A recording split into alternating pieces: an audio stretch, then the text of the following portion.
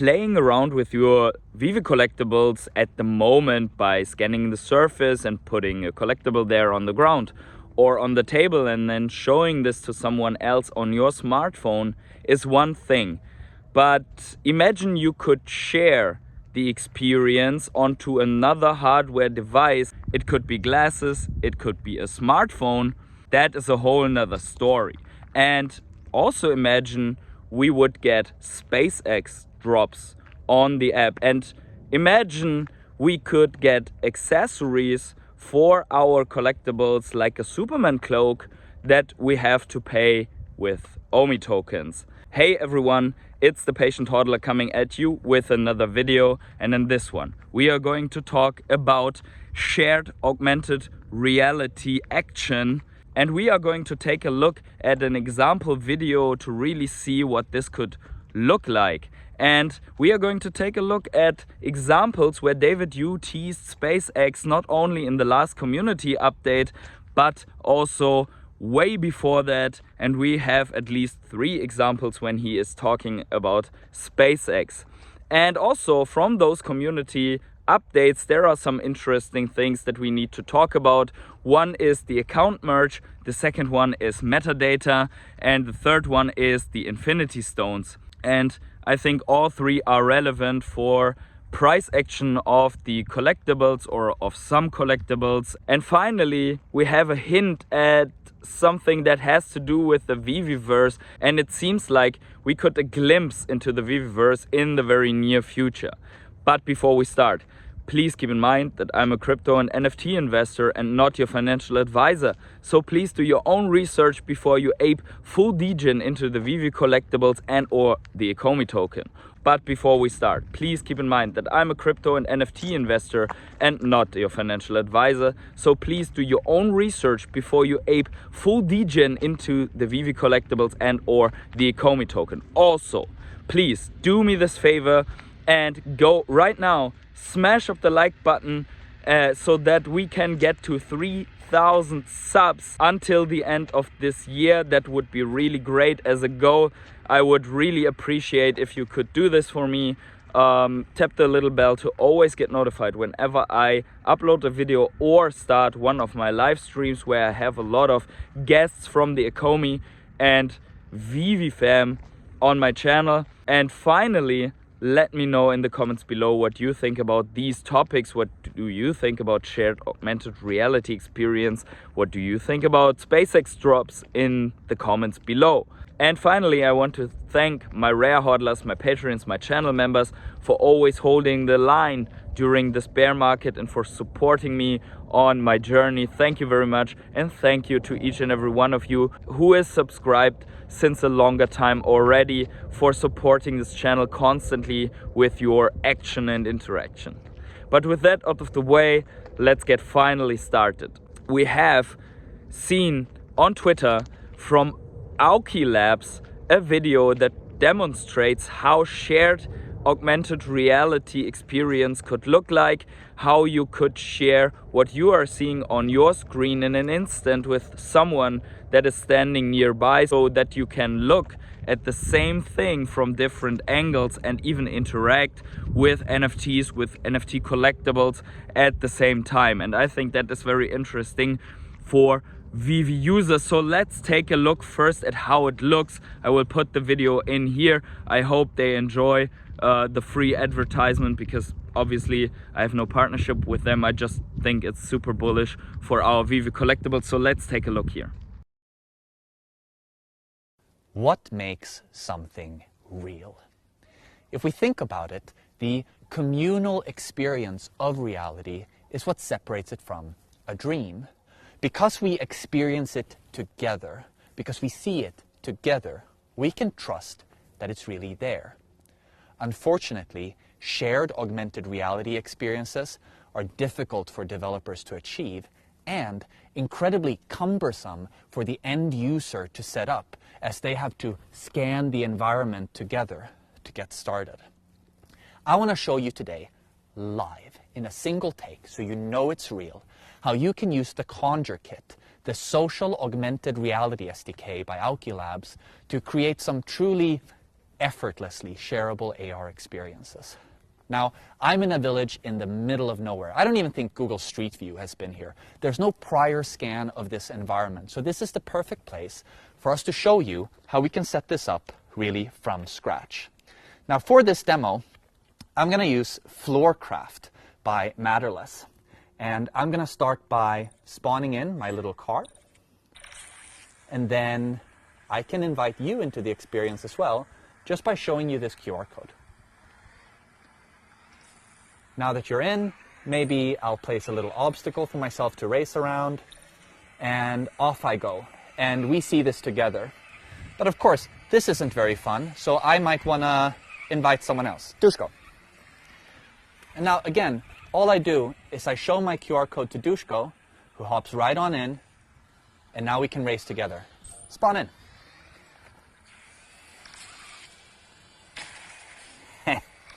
So we call this feature instant calibration, and it makes a world of difference for any augmented reality experience. You got me. We wanted to show you this live so that you know that the Conjure Kit allows you to manifest your imagination in the reality we all inhabit. Now, it's real. So as you have seen, they are able to use the car NFTs or the car collectibles to have a little race, even put some obstacles there. They don't have to do this movement and surface scan. They just can put the stuff there and enjoy the experience together by scanning a QR code. And if we imagine that this could be happening for Veve as well, this is not too far off, because they have said below that retweet that Dr. Profit made that they already entered in contact with Veve way before, and that Veve at that point in time did not see the potential or did not see the reason why you would want to share your digital collectibles experience with someone else. And I think probably today they see it differently. We have seen such things already in the past. I think it was with Render, when someone suggested that they would work with Veve and Ecomi, that they already had talked about it, but that Veve Ecomi was not ready at that point in time. So let's talk a little bit more about what this means for us, or what this development could mean for us. I think it enables us to use our collectibles really in the interaction with other people, and obviously it has to be so smooth and so without boundaries that you can share it with someone who doesn't even know Veve without having to install Veve. So that it really works looking at something and using something without having exactly an account. Obviously, you wouldn't be able to use collectibles that you do not own. So if you are someone without the Veve app, yes, you should be able to look at it, but you wouldn't have collectibles of your own yet. But it could be very important to spread the news and to talk about Veve and to demonstrate Veve. A couple of days ago, on a German YouTuber stream, on the stream of Veveversum, we have answered a question of someone how they can explain Veve to someone that doesn't know it without raising eyebrows and without having those people run away before finishing the explanation. And I think we agreed that the best way to bring the benefit of Veve to someone's attention is to really show it and demonstrate it to someone. And with this shared augmented reality experience, it is way easier to demonstrate it to someone without having to show it on your phone and then the other one is just sitting nearby, but he can hold his own phone and just look at it as he wants. And I think this could help in double, triple, quadruple the people, and that other people can bring all their friends easier. So I think this is one aspect, and the other one is, even before having a metaverse, it could be very interesting to have people play games together, like mini racing games, or even something like Pokemon Go would be very easy with this shared experience, because then, not as with the old Pokemon Go, when it started, if you had the Pokemon in front of you, everyone could look at the same Pokemon at that spot and everyone could catch the same Pokemon. But let's say with this shared experience, you could also develop a mechanism where when you are engaging with that specific Pokemon, no one else can until you either caught it or it escaped. So this could be very interesting for making Pokemon Go more competitive. And with regards to the Veve app, you would obviously want to have such a big market, such a big branding beast on your side if you are Pokemon Go, and have all the Pokemons that you can catch as limited collectibles on the app. But enough with that, otherwise the video would get too long. So let's talk a little bit about SpaceX drops. We have seen that in the last community update, David Yu was drinking from a bottle with the SpaceX logo, so official bottle, and to incentivize, shall we say, our collectors out there. So just so I'm clear, when we say David Yu apparently is a very big fan of SpaceX, so am I. I am very excited about what they are doing. I was following closely when they launched the first manned missions. I was looking at several launches of the Falcon rockets, and so was David Yu. So there's an Instagram post where he was at the launch station or the launch pad of the rockets, and he was watching it live. So he must be a big fan if he went there and watched it live. I also wish I will one day have the chance to watch a rocket launch live, other than the rocket launch of the Ecomi token going to the moon. But I want to really see that. And then finally, it is already more than 1 year ago, I think, David Yu had an interview in Chinese where he was wearing a SpaceX hat. 我先自我介绍，大卫 David，我也是 Ecomi 跟 Veve 创办人，我差不多。 So this was not the first time that David Yu teased SpaceX. And what could this mean? This could mean that he is only a big SpaceX fan, but we also know that if things like this appear frequently in the community updates, then we need to at least consider that this might be coming as a drop. We're still waiting for the flower throwing Banksy collectible, but I think all of this will eventually come to the Veve app. I hope that they get, I don't know, some Falcon 9 rocket or so as a collectible. That would be really great for the Veve app. Let's jump quickly in some other topics. I have received a video that was taken way back where Dan is talking about accessories for the Veve collectibles, and he is saying that during the lifetime of these collectibles they will bring out stuff like Superman cloaks, for example, and at the point it was only an example. I think it was even before the Superman drop, and that these might also have rarities and might be very scarce. So let's say you manage to get yourself an uncommon, and then over the lifetime of these collectibles and over the lifetime of the app, we will start releasing collectible upgrades. So for example, let's just say, and I'm just purely using this as an example, I'm not saying it's a license from God or anything, but let's just say we have Superman and you buy an uncommon, and then in the future we decide to bring out a whole new range of capes. And these capes might be, will also range from common right through to secret rare.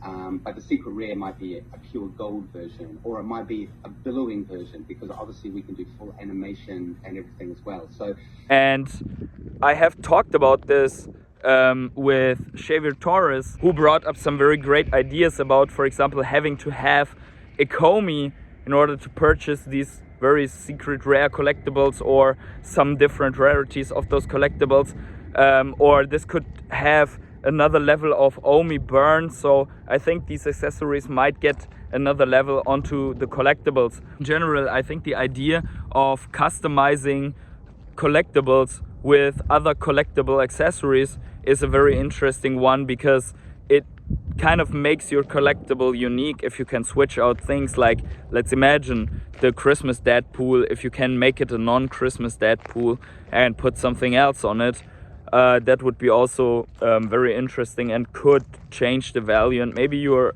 able not only to sell individual collectibles but also sets and maybe also collectibles with accessories. So then Iron Man collectible with a special golden Iron Man mask or something like that would be more valuable than one with a normal mask, and so on.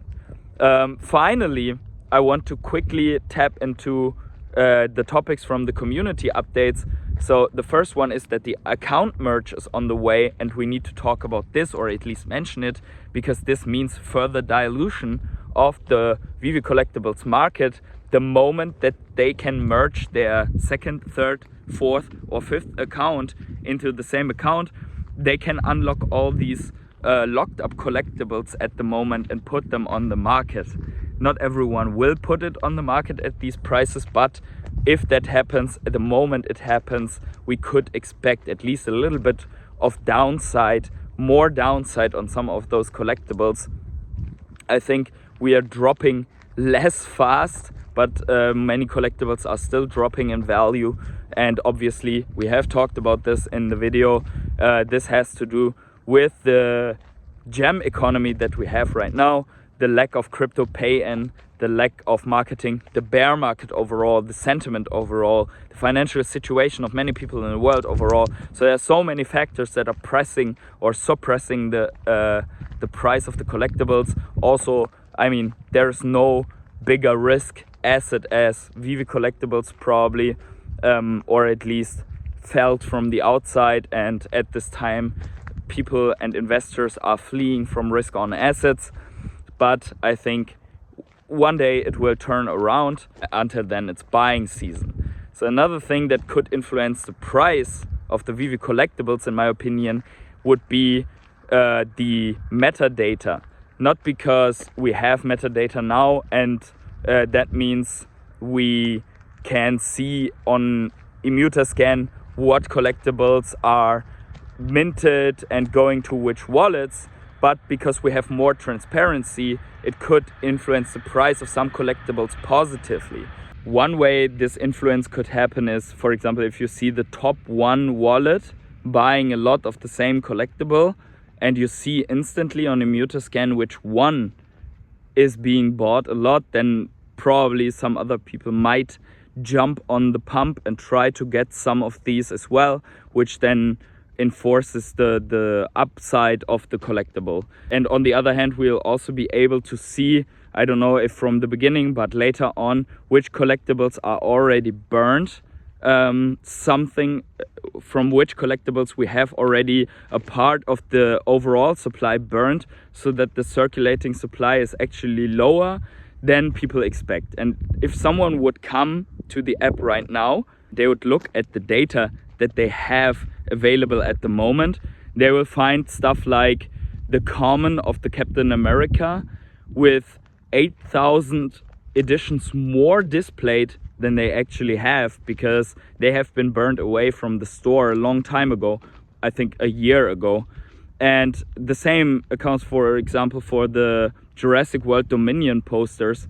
So the real supply, the circulating supply, is way lower. The moment that this appears in the metadata, this is going to change the prices of these collectibles. And there will be more of these collectibles, and this circulating supply metadata will be so important the moment that we have the different collectible burn mechanisms. David Yu has mentioned that he plans to implement a burn mechanism where you can trade in 100 commons of whatever and some uncommons and maybe a rare and an ultra rare to get a prototype collectible, which would be super scarce.